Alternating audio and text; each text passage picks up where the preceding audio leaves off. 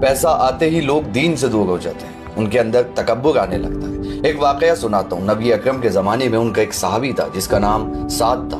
سعد بہت نمازی پرہیزگار تھا۔ نبی اکرم سے پہلے وہ مسجد میں آ جاتا تھا۔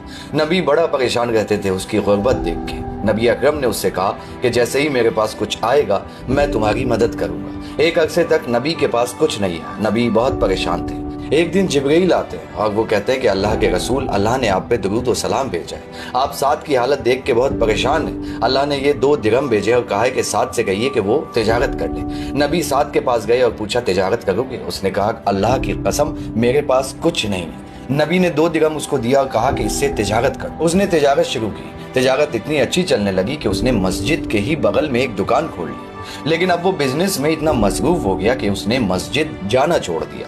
جو سعد پہلے نبی سے پہلے آ جاتا تھا مسجد میں، اب جناب بلال اذان دے دیتے ہیں، رسول مسجد میں چلے جاتے ہیں، لیکن سعد نہیں آتے۔ نبی پریشان ہوئے، پھر اس سے سوال کیا کہ بھائی تم مسجد کیوں نہیں آ رہے؟ تو اس نے کہا کہ کیا میں نماز کے چکر میں اپنا بزنس چھوڑ دوں، اپنا تجارت چھوڑ دوں؟ ابھی میں نے کسی کو سامان دیا ہے، اس سے پیسے لینے ہیں، کسی سے سامان لے کے آیا ہوں، اس کو پیسے دینے ہیں۔ نبی پھر سے پریشان ہوئے کہ سعد کی دنیا سنور گئی لیکن اس کا دین برباد ہو رہا ہے، آخرت خراب ہو گئی ہے۔